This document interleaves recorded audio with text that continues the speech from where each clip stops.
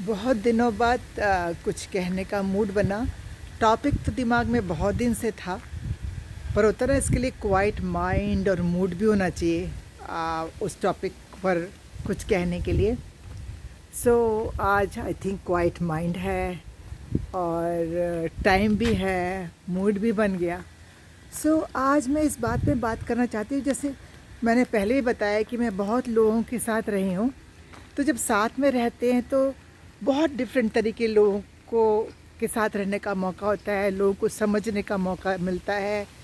और उस एक्सपीरियंस के बेस पर, मतलब वो सारी दुनिया नहीं है, पर उस एक्सपीरियंस के बेस पर मैंने जो समझा, अपने एक्सपीरियंस के बेस पर वो ये समझ में आया कि दुनिया में ना एक तो कंट्रोलिंग लोग होते हैं जो आपको कंट्रोल करना चाहते हैं, और वो कंट्रोल भी उनके रीज़न होते हैं, उनके फियर, अपने फियर होते हैं जिसके लिए वो आपको कंट्रोल करते हैं। मतलब आप किसी वजह से आप उनकी लाइफ से ना निकल जाएं, या वो आपके हिसाब से चलें, ये रीज़न होता है।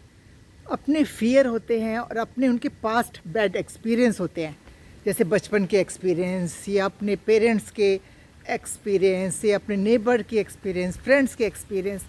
हम क्या हैं? हम तो पुलंदे हैं अपने एक्सपीरियंसेस के। जो हमें एक्सपीरियंसेस होते हैं वो होते हैं हम। जैसे कहते हैं ना, हमारी बॉडी क्या है, हमारी बॉडी जो खाना है, ये यहाँ सेब लगा हुआ है, या बनाना लगा हुआ है, या रोटी लगी है, चावल लगे हैं, दाल लगी है, हम उस वो सारा है शरीर के ऊपर। वो अंदर जाके शरीर, तो बाहर जाके शरीर दिखता है, अंदर जाके खून बनता है। So that's interesting. तो जब हमें एक बार ये पता लग जाए कि ये रीज़न है या इस तरह का ये बंदा है, तो उसको समझने में इजी होता है, उसको हैंडल करने में, डील करने में भी इजी होता है। जो कंट्रोलिंग लोग होते हैं उनका तो आई थिंक हम कोई इलाज नहीं कर सकते, सिवाय इसके कि अगर हमें उनके साथ रहना है तो रहना है, और आप उनके हिसाब से सुनते जाओ, करते जाओ। थोड़ा बहुत वो कभी आपकी बात समझ लें, सुन लें तो ठीक है, नहीं तो क्या बोले, अल्लाह मालिक। अच्छा, दूसरे होते हैं कि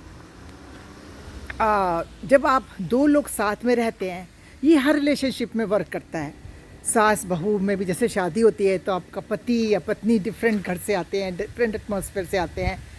और लड़की जो है, मैं क्योंकि मैं लेडी हूँ तो मैं उसके तरफ से इजी रहेगा बात करना। तो जब वो नए घर में जाती है तो वहाँ पति का डिफरेंट एनवायरनमेंट होता है, वो डिफरेंट तरीके से रेज़ किया होता है, और लड़की हम डिफरेंट तरीके से रेज़ किए होते हैं।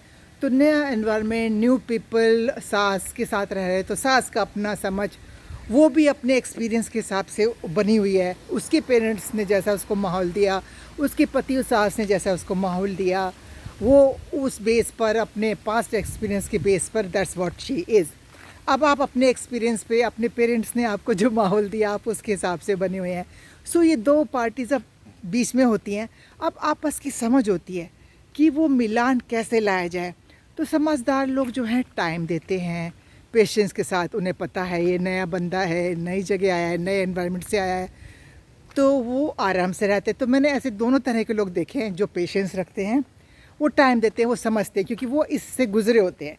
दूसरे होते हैं, उन्हें हर बात में मुश्किल होती है क्योंकि वो डिफरेंट, वो दे कैन नॉट हैंडल, कोई चीज़ डिफरेंट तरीके से हुई है, उनके हिसाब से नहीं हुई है, उनका लेवल का सफाई नहीं हुई है, उनके लेवल की कुकिंग नहीं हुई है।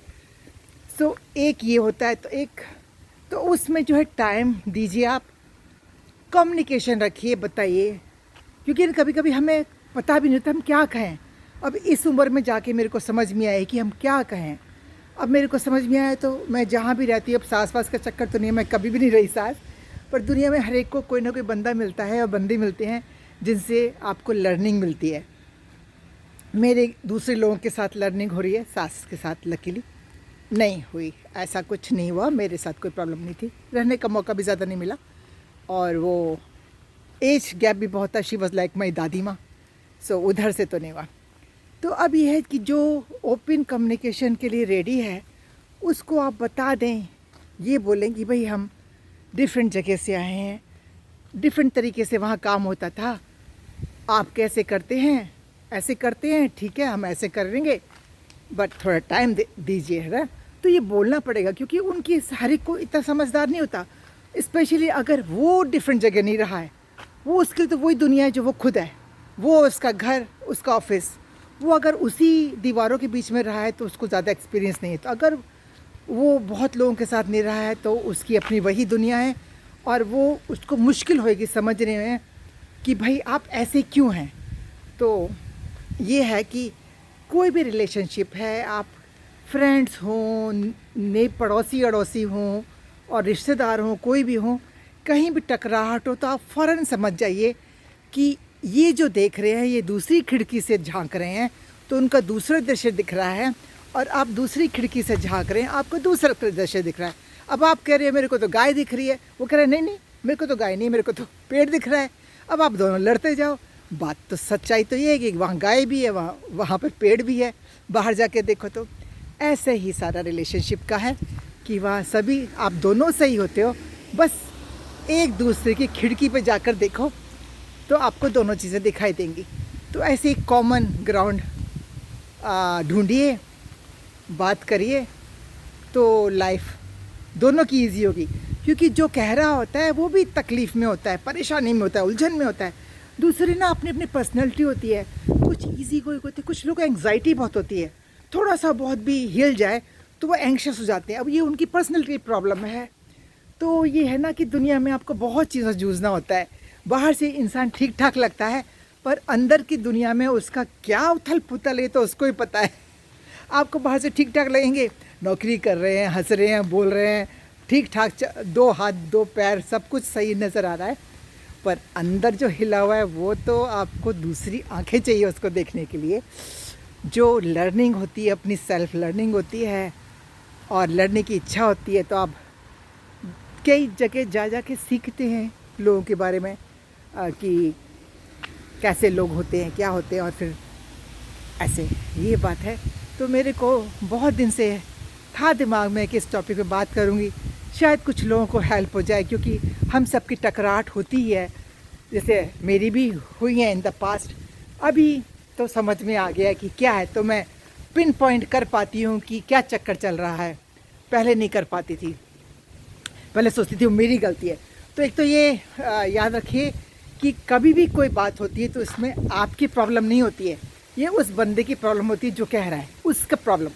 तो आप कभी भी अपने अंदर किसी भी तरह का क्या बोलते हैं सेल्फ एस्टीम डाउन ना करें, अपने आप को किसी भी तरीके से कमी महसूस ना करें, घबराएं ना, और समझें कि भाई इसका इश्यू है ये जो इस तरह से बोल रहा है।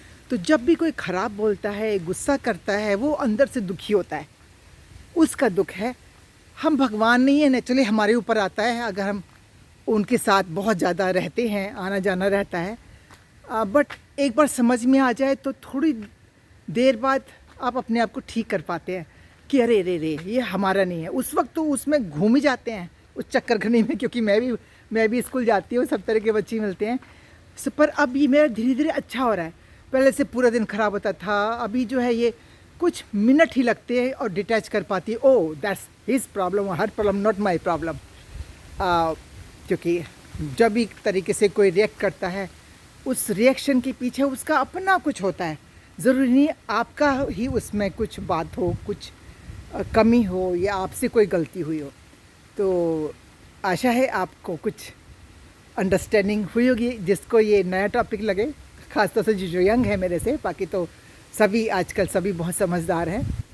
और आपके पास कोई और टॉपिक हो या कुछ थॉट हो तो आप कमेंट बॉक्स में लिखिएगा। इसके साथ ही बाय।